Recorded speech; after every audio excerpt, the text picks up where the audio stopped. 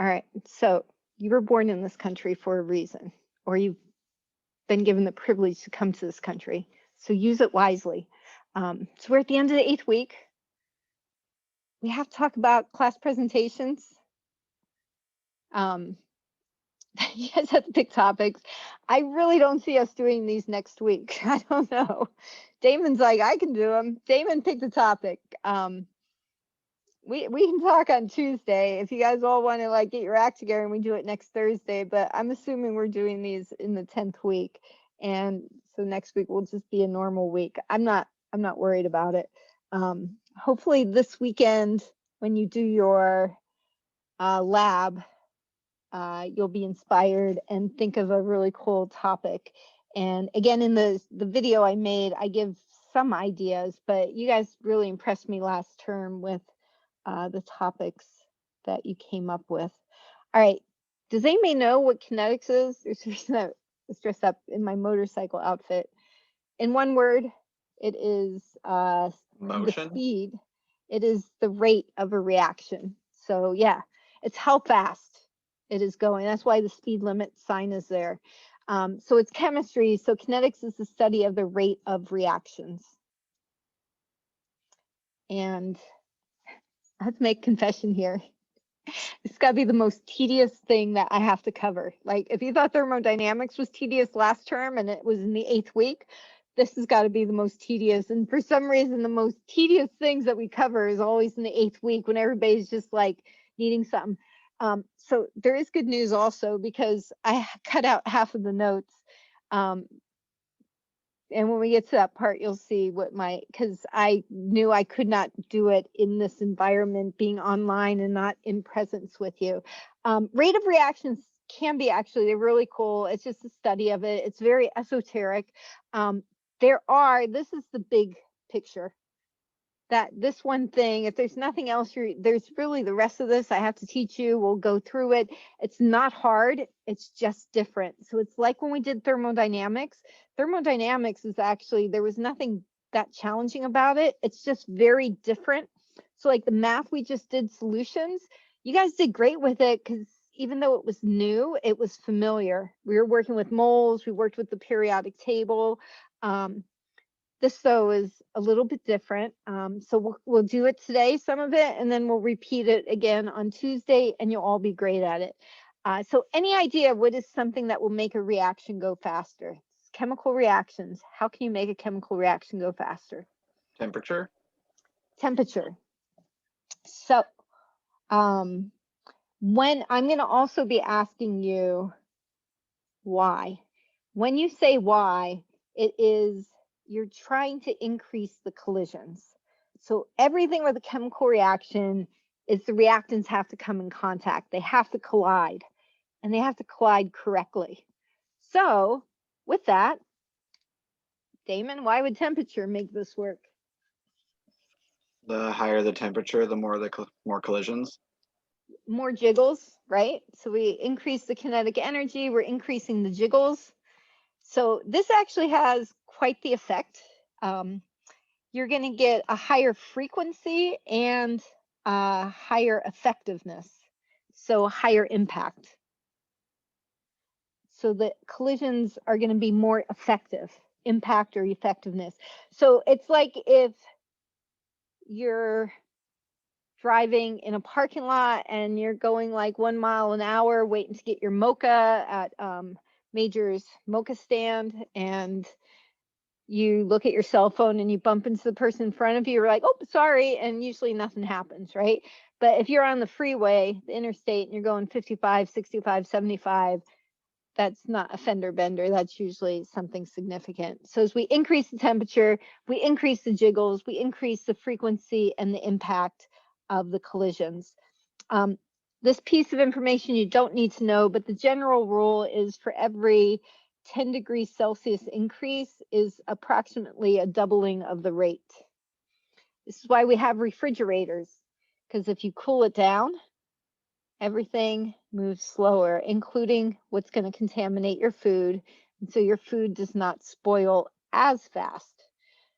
Damon can tell the story about the milk for his cheese lab that had been in the refrigerator for a little bit longer than a few days or a few weeks, that even in refrigerator, things will eventually, you do have to clean out your refrigerator every once in a while. All right, so temperature is a factor. Anybody an idea for another one?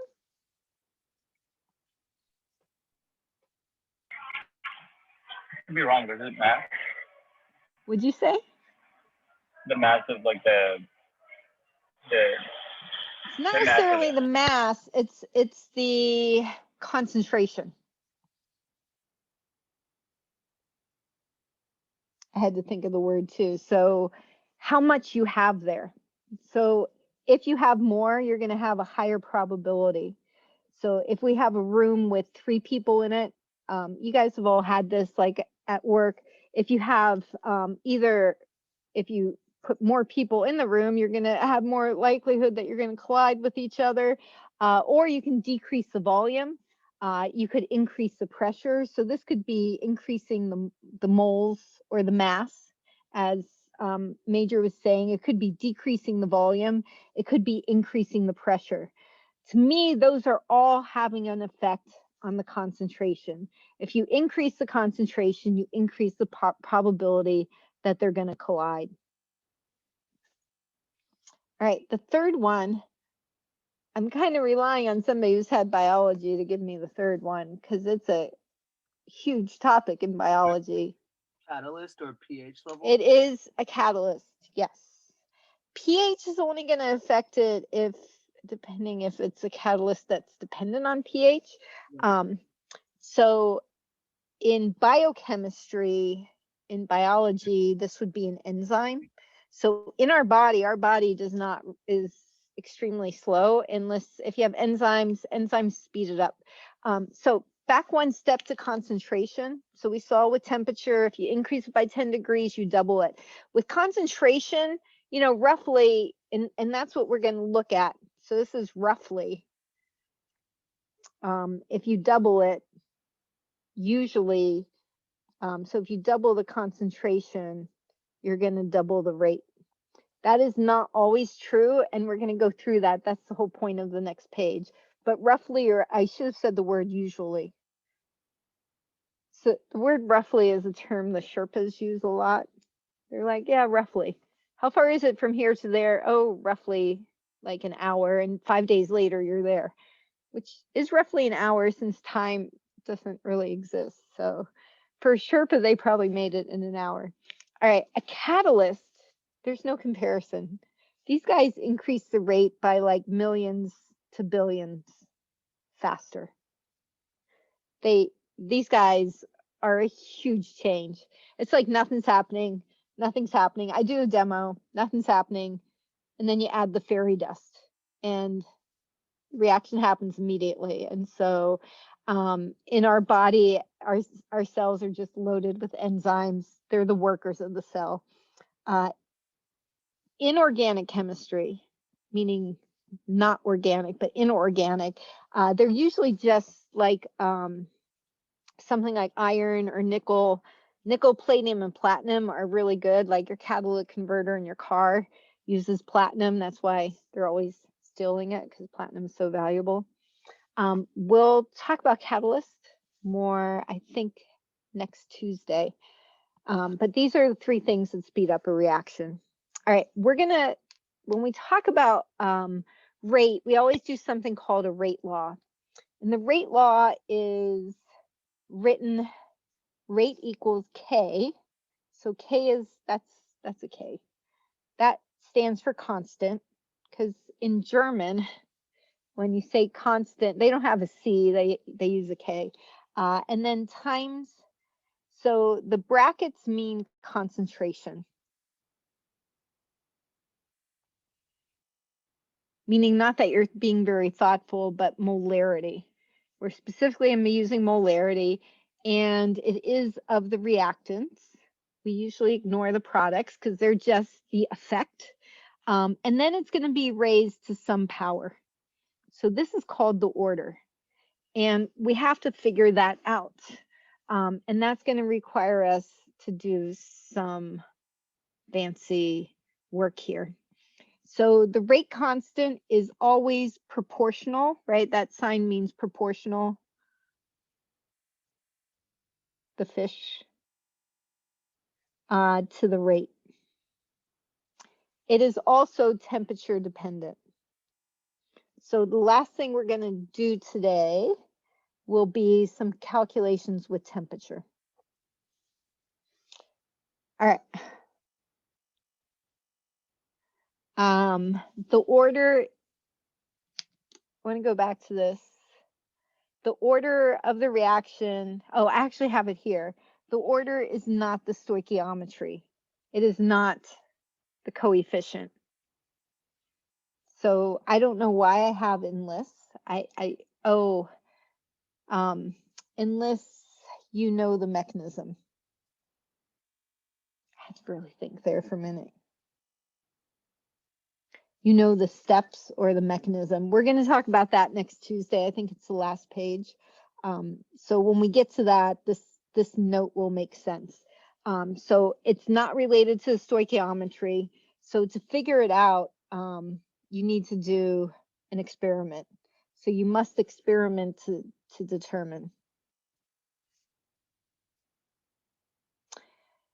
Now, the order can be any number. It can be positive, it can be negative, it can be fractions, it can be anything. Kind of like we did oxidation numbers. This comment disturbs students because as we get through orders, but orders really can be anything. With that said, like 99% of the time, probably more like 95% of the time, it's going to be first order. And so what first order means, and we're going to do some math with it, and those of you who've taken Math 111, you can see some familiar math, because but first order means that if you double the concentration, you double the rate. These are always proportional. It is logical, it makes sense. First order is what everybody wants every reaction to be, and most of them are. We're going to start with first order, and then we're going to look at all the weird ones. We don't look at super weird ones, but most things are going to be first order. So if you look here, we doubled the rate. We doubled the concentration, and we doubled the rate. So this is first order. And so somebody had to do an experiment where they measured how much was there. It's usually a color change that they're measuring. And so we used to do a lab with this, and you would see the color change. Really exciting. All right, apparently we're going to draw a diagram. We're going to do more of these on Tuesday. And I have a note, I did this wrong last year because I have a note written on my notes from last year. We're going to do endothermic. So what does endothermic mean? Absorbs heat. So we're going to absorb heat. We're also going to make an assumption today. We're going to assume it is one step. This will make more sense on Tuesday when we're going to have 2 or 3 steps. So absorbing heat means you start at some level. So this is heat or energy on the side, and you end up at a higher level. So this is my reactants, and this is my product. And this is the reaction moving forward. This is a really simplistic way of showing it. So we're starting here, and we end up here. However, we have to connect the lines, and it's not a straight line. This is, again, we're going to look at this later. There is always a hill to overcome. So that hill is something called, and this is on a page later on, so I don't know why I'm doing this here, but it's in my notes. This is called the activation energy. This won a Nobel Prize. The guy who came up with this idea, it is the energy to get things moving. And so there's always a hump.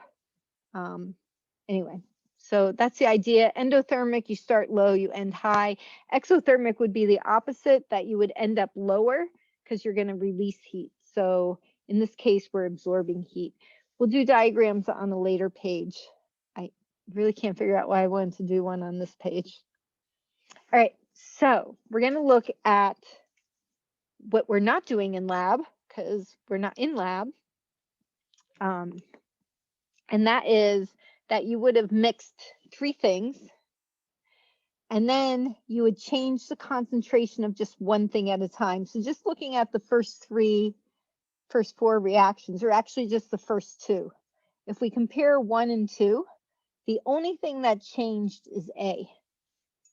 So we only want to change one thing at a time. And by the way, because you're all so polite because you're muted, the little I there means initial.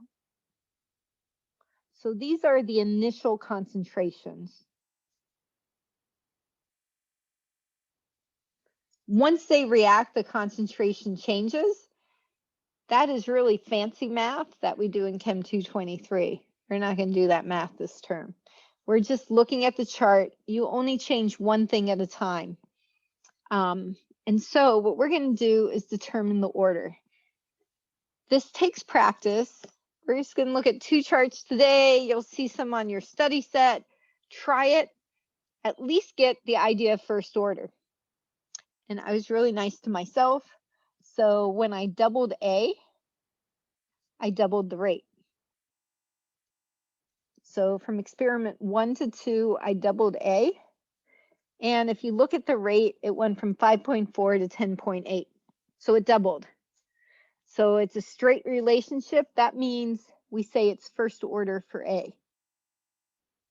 And so we just put a little 1 there for first order. All right. Now we're going to look at B. So if you compare 2 and 3, you have to always be careful when you pick which 2 you're going to compare.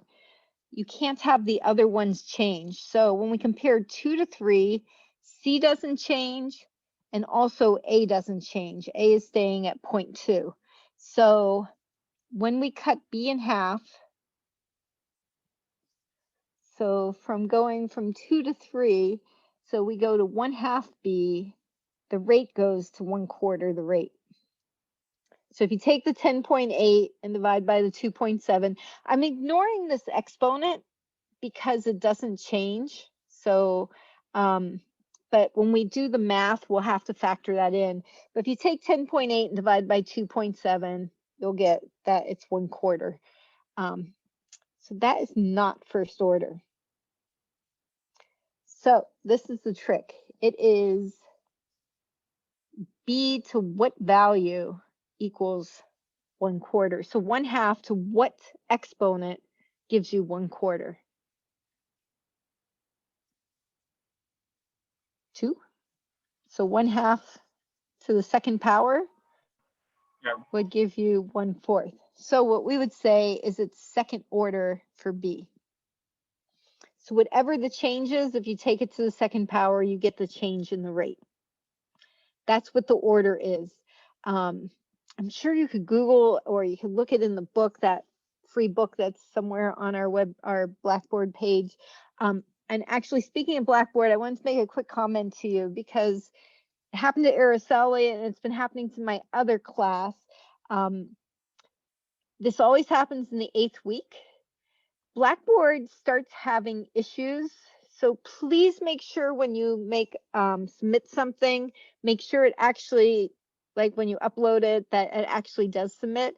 And it's an issue with, going to be an issue with labs because of the size of the files when you start putting pictures in it.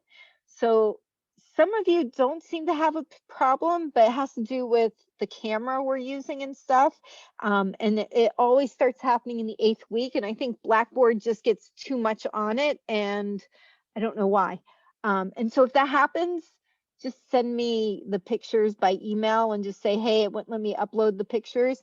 The other thing you can do is what Max did, and I suggested it in the last lab. If you have PowerPoint, you just put the pictures into a PowerPoint. And for some reason that always works. It doesn't take up as much space, even though I think it should take up more space. You can also put it into like a PDF. And so you put all the pictures into like a Word document and save it as a PDF. The other thing you have to be careful of if you decide to use Google Docs, Blackboard and Google Docs don't communicate well. And so it might look like you uploaded it. I won't have access to it just because of how Google Docs works. So that sometimes can be a problem. Anyway, if you're having an issue, you can always send me an email and say, hey, here's my stuff. And then at least put a like one page of the lab in there so I know you submitted it, and then just email me the other stuff. All right. So now we have to figure out C. So which two experiments are we going to compare to figure out how C changed?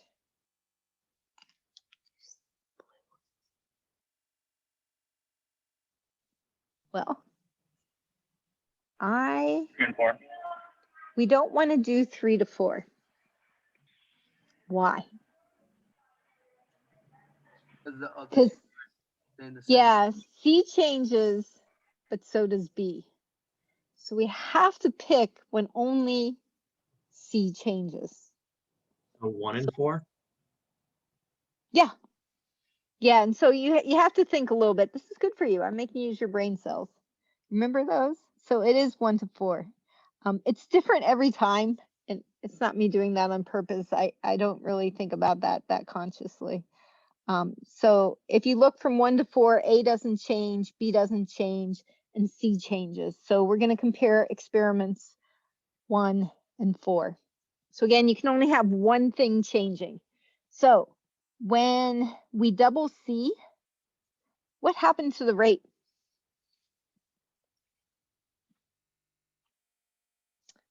It's not, nothing happens to the rate, so it's the same. So you get the same rate. Or it would change by a factor of 1. So anything to what power always gives you the number 1. Everybody's holding up the 0. So it is actually called 0 order. So 0 order means C is not involved. So C has no effect on the rate.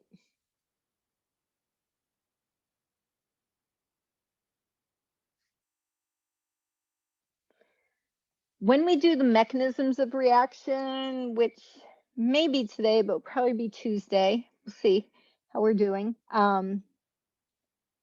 It has to do with that there's steps that happen, and C's just not in that step that matters. All right, so to write the rate law, you always write rate.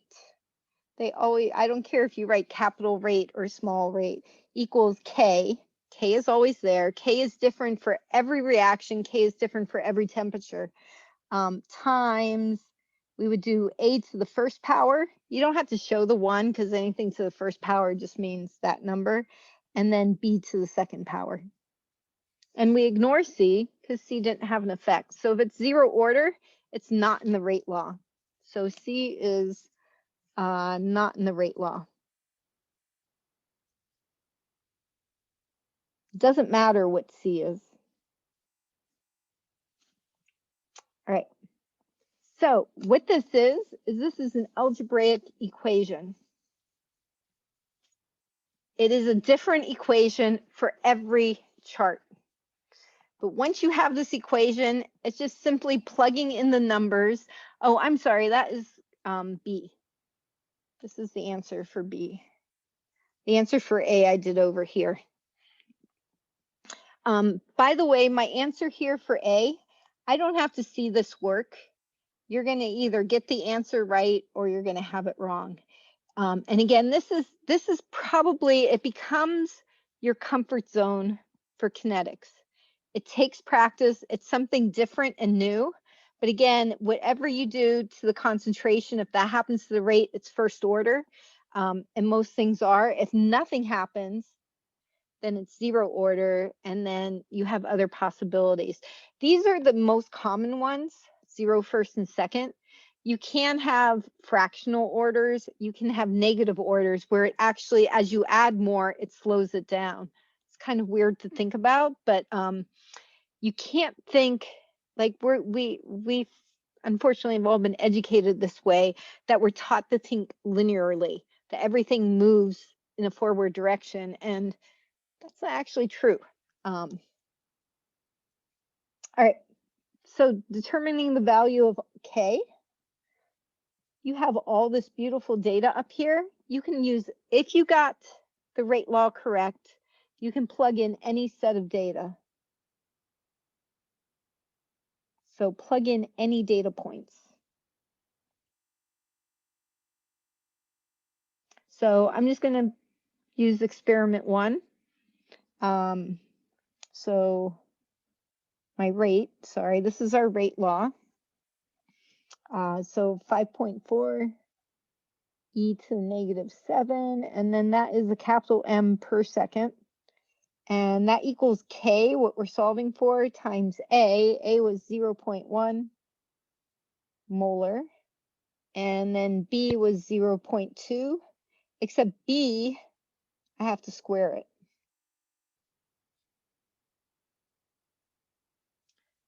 I have to square it because it was second order. And so our formula, our little formula tells us we have to do that. All right, so we're going to divide then by the 0.1 and the 0.20 molar squared. Punch it in your calculator, and you will get my answer, 2 sig figs, because all the data in the data table had 2 sig figs. So on the worksheet from Tuesday, the most missed points were sig figs. I think everybody missed a point or a quarter point if you miss sig figs. So just kind of respect them. It's not going to make or break you, but we'll try to respect them. The hardest thing, that's how you solve for K. The hardest piece is this, the units. It is different every time. And that is because it has to do with the orders. So this is first order, this is second order. So let's look at our math. One of my molarities cancels because I have a molarity on top and a molarity on the bottom. So this says M to the -2. It's kind of hard to read my font. So what that means is, and S to the -1, so that's seconds. So rate is measured, it's a really weird rate concentration per time. So molarity per second, but this is M to the -2, S to the -1, which means per second per molarity squared. They're really weird units. If you think these are weird units, wait till you take physics.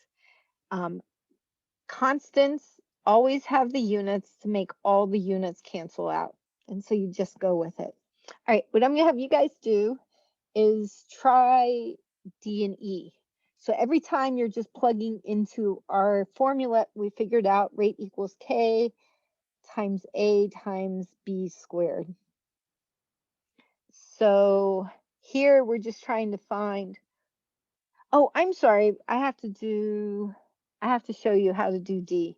And then you can try E if you want. So, and the reason is, I asked the question that I wanted to make sure I asked, is it asked for the rate of disappearance of B for experiment 4. If you look at our data table is the rate of A disappearing. I know that because it says triangle means change of A per time. So the brackets always mean concentration. So it's a change in the concentration of A in a given time. Reactants disappear because they're reacting. And if we're talking about a product, it would be the rate of appearance because they suddenly show up because you're making them. So don't get caught up in that. It is, this is factor label, that our rate for experiment 4 was 5.4 e to negative 7, and the units were molarity per second. I wanted to show you this. That is technically moles per liter second. That's what that unit means. So molarity per second means moles per liter second. We want to be more specific, like we just were on our homework set. It is moles of A per liter second. That's what the units are in the chart for rate. So all I want you to do, or that we're going to do together, is change it to B. And you guys remember doing a mole to mole ratio? So we just do moles of A to moles of B. We're not going to touch the denominator. And so our balanced equation, we have 1 mole of A to 2 moles of B. This step is the balanced equation. So if I ever ask you to solve for the rate, just if it's not what's in the table, you solve, and then you just do a stoichiometric step. And that's why my number doubled. That's not right. I don't know why that number is 9.1. That might be a typo. Shouldn't it be 10.8?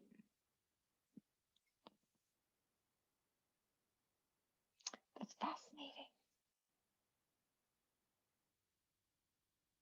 All right, cross out my answer. I don't know where that answer came from. All right, so anyway, you can think about that. D is a tough question. I put it on there. I think it shows up on the study set for Tuesday, and so we'll see it again. And again, on Tuesday, when we go over all this again, it starts clicking, and it's hard to believe everyone ends up loving the charts. Today, nobody likes the charts except your teacher. But once you get the hang of the charts, so I'm going to pause us. You guys can take a break, or you can try E, and you can even take a go at the next chart and the rate law, or you can take like a 6-minute break.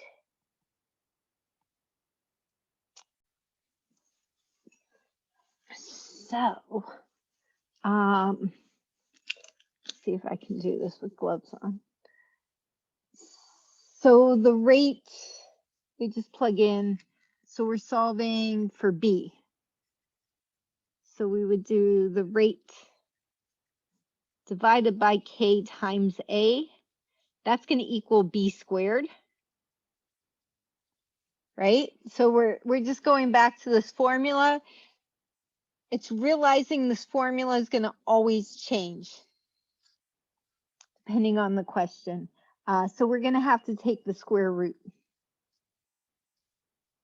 So the square root of the rate is given as 4e to the negative 6 moles per liter second, or molarity per second, divided by our K value, which was that up there, the 1.4 e to the negative 4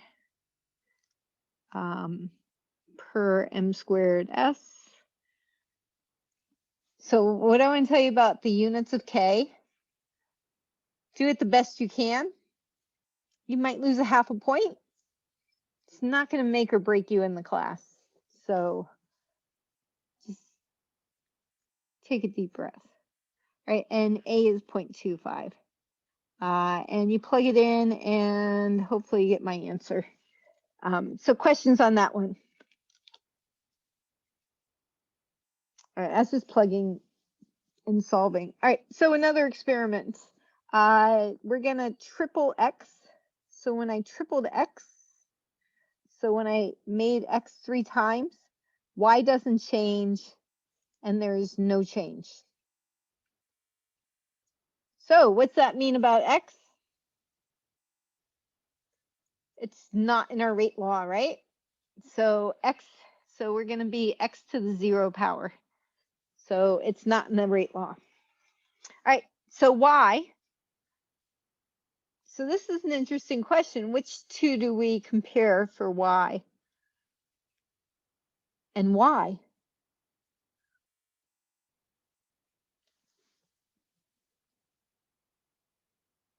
Would you do 1 and 3 because they're both being doubled at the same time? It doesn't matter. Why does it not matter which ones we compare? I mean, it has to be where y doubles. So you can compare 1 and 3 or 2 and 3. Anybody know why it doesn't matter on this one? Is it because X doesn't have any effect? Because x is 0 order, so it doesn't matter what happens to x. X doesn't matter for this one. That is only true if it's 0 order. If it's 0 order, it has no effect, so the concentration of x doesn't matter. So it only matters how y changes, and if you look, anytime we doubled y, so when we doubled y, we doubled the rate. So it is, y is going to be to the first power. The other quick comment I wanted to make, because you're going to start seeing your teachers sometimes get a little more efficient. It is supposed to be brackets. I sometimes show parentheses. I don't care. If you care, show brackets.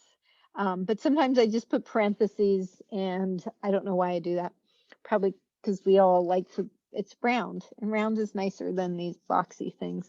All right, plugging in, it doesn't matter which set of values you use. So I'll just use my first set of data. So 32 molarity per second is going to equal K times my Y value, 0.1 molarity.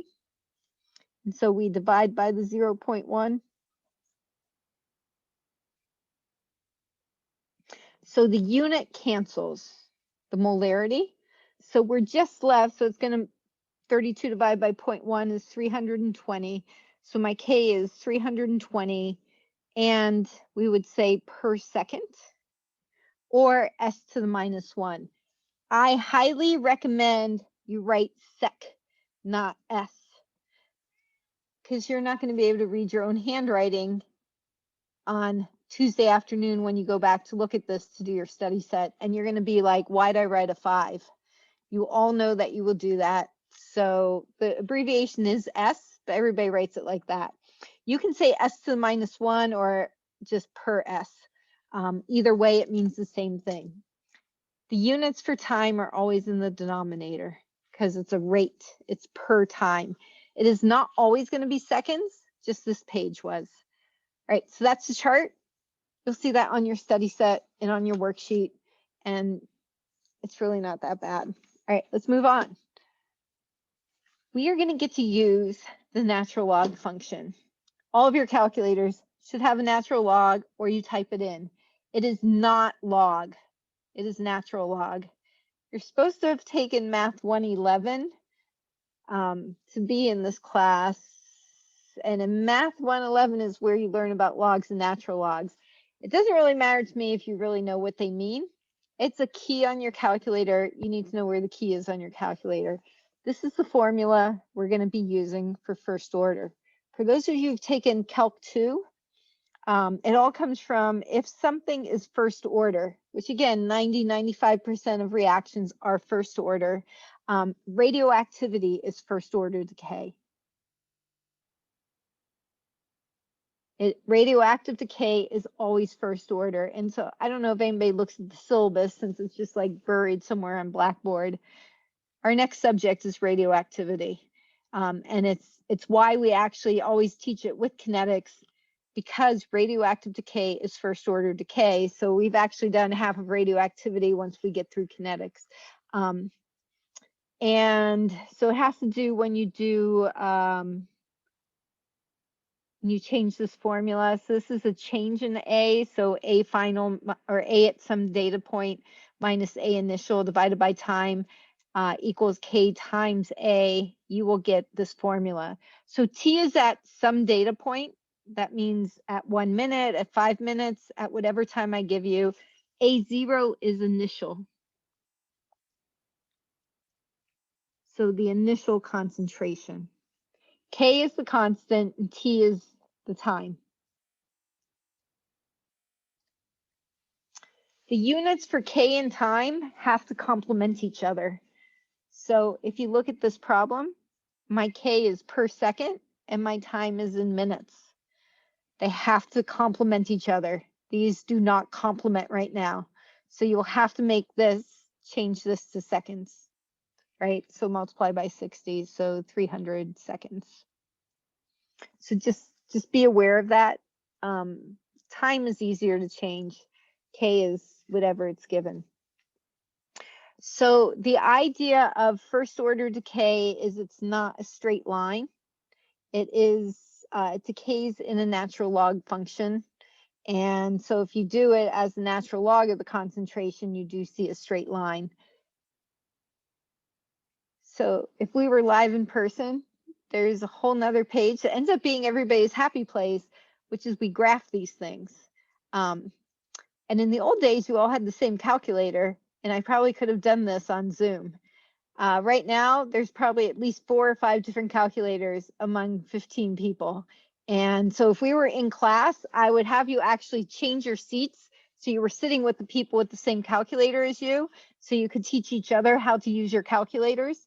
That's just not going to happen on Zoom. And so we're not going to do the graphing in here. Don't tell the other class, because they would have a heart attack.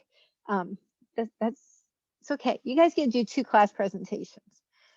I don't know. You get to do some kitchen chemistry stuff instead of graphing. You can learn how to graph in some other class. I'm pretty sure you know how to graph. So that's the formula. This is one of the big uses of natural logs in nature, is first order decay.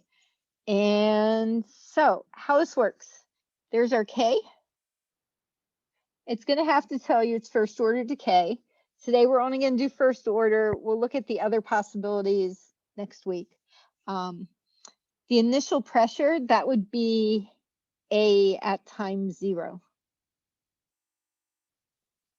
I actually usually put the 0 inside the bracket. That doesn't matter. And so what we're solving for is A sub T. That's our unknown. Now, again, I put the T and the O in the brackets. I don't know why I do that. And when I learned it, I always used the letter A. I don't know why. There is a negative here in the formula because it is a decay function. So it's a negative because of the decay. That might be something to point out. All right. That's our formula. We're solving for this piece here. How do I get rid of a natural log?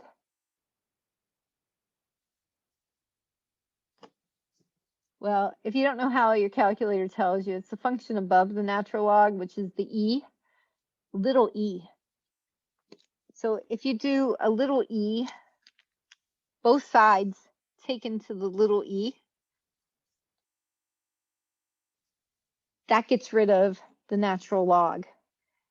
So you end up with this formula of AT, the ratio of AT over A0. It's a ratio. That's key, because that's not going to happen with any other type of decay, equals E to the negative K times time. Many of you in your Math 111, depending on who your teacher was, which is Mr. Faverol, this is how they teach it, is like this, because it's one of the big functions of E. And then we would move the AO over. So I'm going to just keep rearranging. My brain sees them both as the same, and so it doesn't matter. So you can also, there's a reason I teach it with this, and we'll get to that eventually. So AT is going to equal the A at the beginning, our initial A, again, that's our initial, times E to the negative K times time. So again, that's how it would always rearrange if you're solving for AT. So we would just plug in. This is actually important, and I'll mention it again next week, units. So when I was teaching the very first page, I commented this had to be molarity. That was true for everything except right now. Because this is a ratio, they can be any units as long as they're the same, because the units are going to cancel. They can be milligrams, they can be torr, they can be molarity, they can be milliliters. They can be any unit as long as they cancel each other out.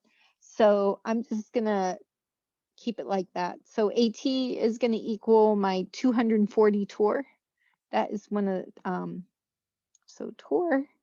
And then e to the negative k, which was 0.0085 per second times our 300 seconds. So take a moment, put it in your calculator, make sure you can do that. So it's e to the, that is a negative. It is decaying. So since you're going through decay, you're going to see a decrease in the concentration. So your final answer should be less than your initial. If your final comes out greater than what you started with, you forgot the negative. So you should get 19 torr.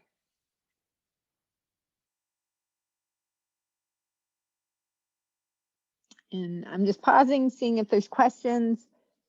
I'm going to go ahead and I'm going to pause, give you guys a moment to try the next problem. So it's using the same K values. So go ahead and try that. Recording again. So how long we're using this formula. Always state the formula. Yeah. And so the initial pressure is the 240. So we're going to have natural log, and the 1.5, that's the A sub T. So that is at some new data point.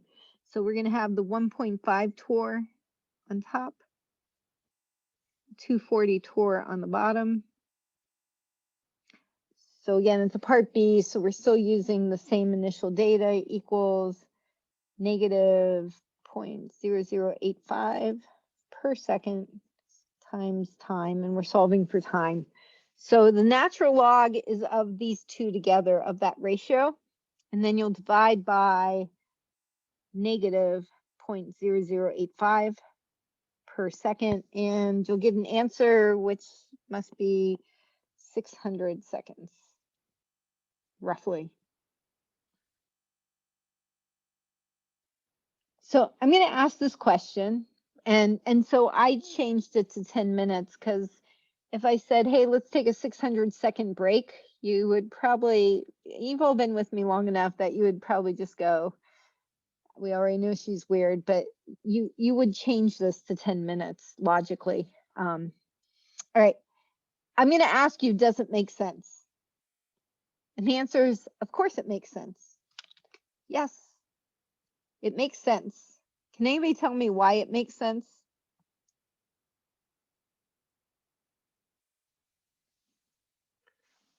I don't know why I haven't written anybody else's name on the board, but I only have Major and Damon's name on the board, and Maddie, because Maddie found Maddie's really good keeping track of all my mistakes. I posted the wrong video for you guys on Tuesday, but nobody else must have watched it yet as of yesterday, so.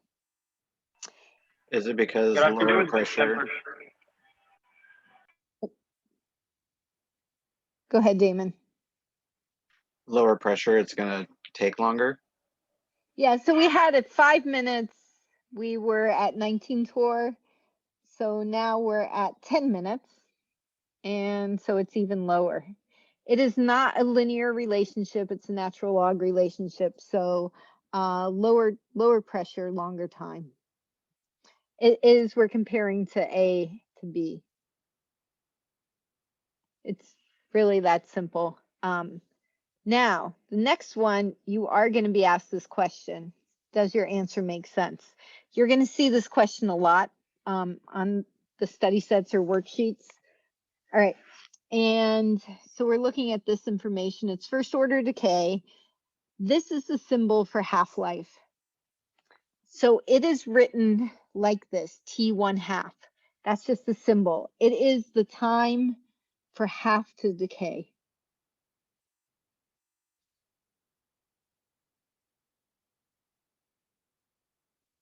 Half-lives are used in medicine for pharmaceuticals. So what's the half-life?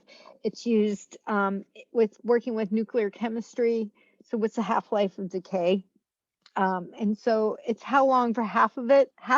So if you started at So here we started at 240. So how long for it to get to 120? That would be a half-life. The next half-life would be to half of that. So how long to get to 60? Then how long to get to 30? And so on and so on. So this is just the symbol. You don't do anything with that 1/2. That's just the symbol for it. And so the formula, and it's asking how much remains after 64 hours. I always do this in 2 steps. It is still the same formula, but what you want to think about, if our formula is this, at the half-life, it is the natural log of 1/2. So whatever you started with, you're now at 1/2 equals negative k times t 1/2. So if you know the half-life, our first step is solve for k. And then once we know k, our second step is natural log of at over a0 equals negative k, and now it's regular t. So we know the time, 64 hours. We know k, so the k is going to plug in here. And you're solving for the ratio. So solve for the ratio.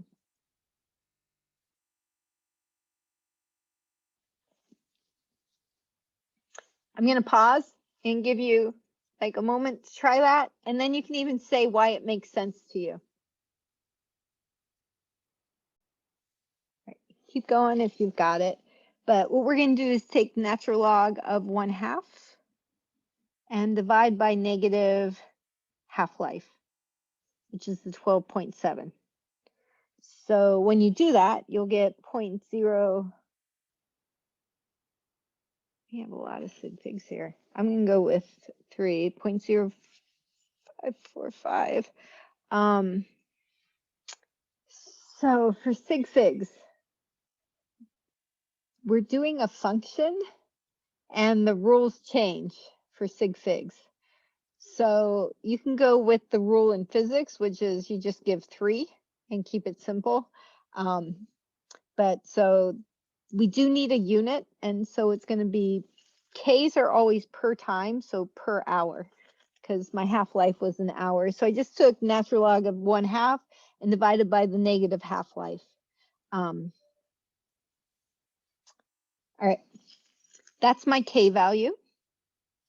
And now I'm going to plug into here. So my ratio is going to equal, I'm going to move the natural log, so e to the negative 0.0545 per hour times 64 hours.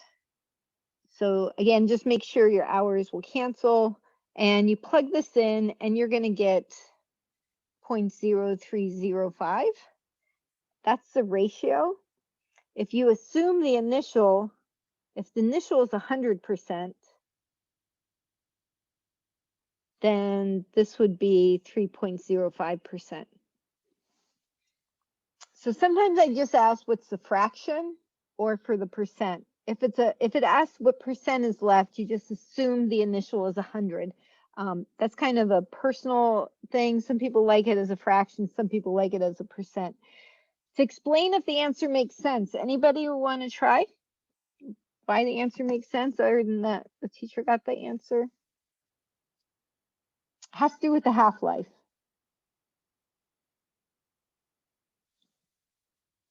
So the half-life is 12.7 hours. 64 hours is going to be like roughly 4 half-lives. It's going to be over 4 half-lives. It's not a linear relationship. You don't figure out exactly how many half-lives. It's a natural log relationship. So 1 half-life, this is going to be a long explanation just to make sure you got it. You'd be at 50%. After 2, you'd be at 25%. After 3, we'd be at 12.5, and so on and so on. Actually, this is 5 half-lives. The teacher did really good math there. So it makes sense because we've gone through several half-lives. We're going to have a very small percent left. Kind of like what we talked about up here. that as time goes on, so after 4 half-lives, after 5 half-lives, it keeps cutting in half. So sometimes you've only gone through like a little bit over 1 half-life, or if you went through less, if it had only been like 4 hours, well, we'd have a high percentage left, like 95% would still be left because we haven't even made it to a half-life yet, or 80% or something. Anyway, that's what I'm going for when I ask, does it make sense? That we've gone through a number of half-lives, so most of it has decayed. You don't have to go through these steps, but so we went through several half-lives. So most decayed. Or little is left. 3% is left. This is like your bank account. If you're only left with 3%, most of your money's gone.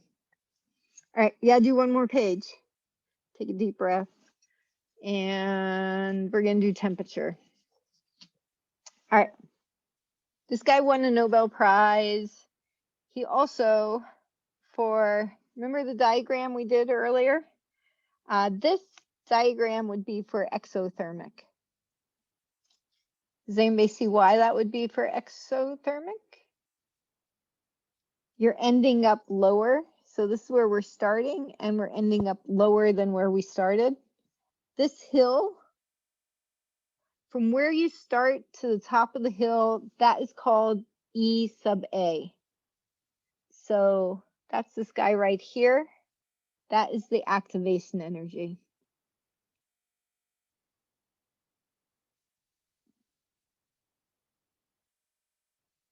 That's really the big point on this page. Oh, and there's going to be another one. K is the rate constant. That's what we've been talking about. That was on the first page. That's been on every page. It is unique for everything. Every equation has its own K. This is his equation. I don't know if he named it A for himself or if somebody else put that there. A is the collision frequency.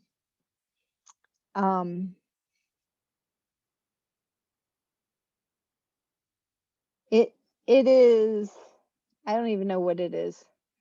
We never do anything with it. That's what you need to know for our class. We don't do anything with A. It's in the equation because it's the only way the equation works, but we're going to change it to this fun equation here. That's where we're going with this, because we're not going to do the graphing because we're not doing the lab. So if you took his equation, you can actually graph this, and we're going to do it, though, algebraically. All right. So the key to do this, there's 2 pieces. This T is Kelvin. If you change the temperature, you change the rate. Things collide, things are giggling and jiggling. So temperature is important, and that's what's happening here. We're looking at the effect of temperature. So you increase the giggles, you increase the collisions. A lot of you did the giggles lab. You probably collided with a wall if you were really giggling. So you increase the collisions. All right, so let's talk about R. R is the gas law constant.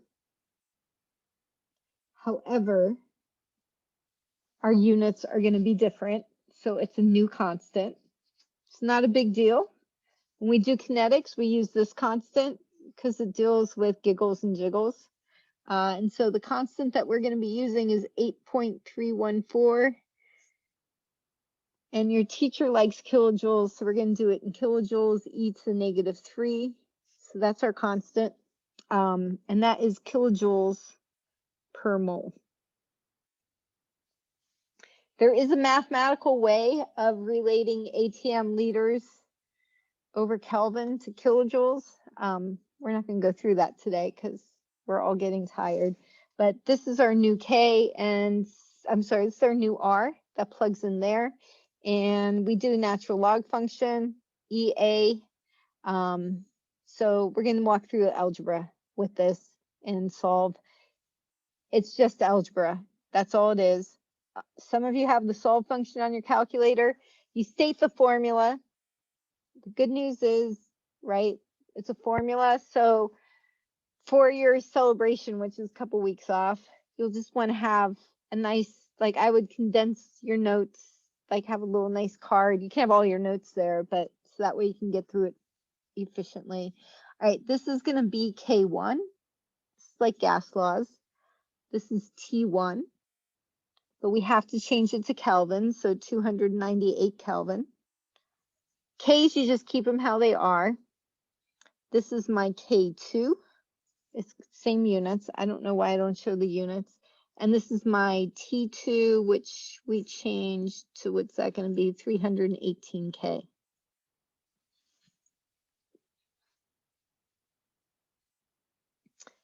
So I'm going to pause again. What I want you guys to do is plug into this, and you're solving for EA. So you can rearrange first and then solve, or you can plug in and then rearrange. See if you can get it. All right, I'm going to pause this. All right, I'm going to go ahead and walk through it. If you're getting it, you can keep going.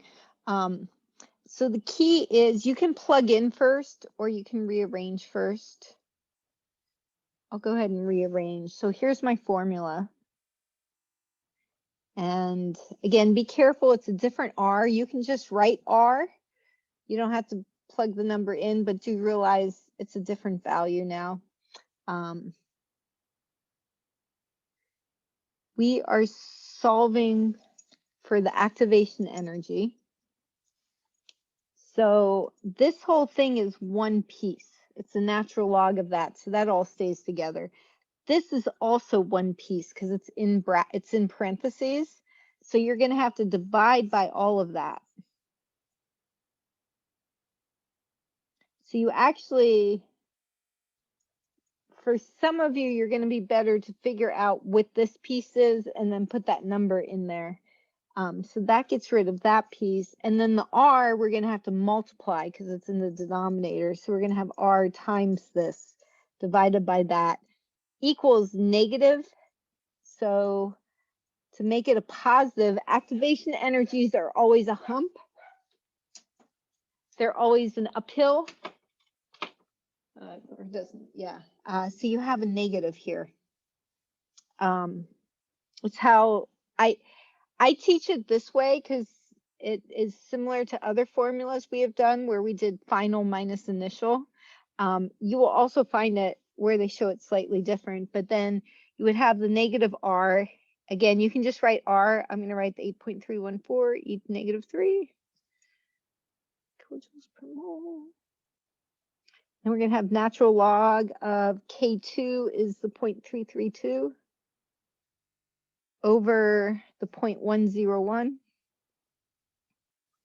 And then 1 over, so T2 is 318. So please remember you have to go to Kelvin minus the 1 over 298K.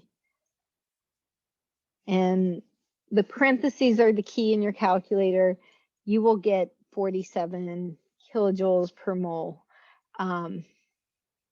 If you want, you can give 3 sig figs. It's not a big deal. Don't give 10 sig figs, please.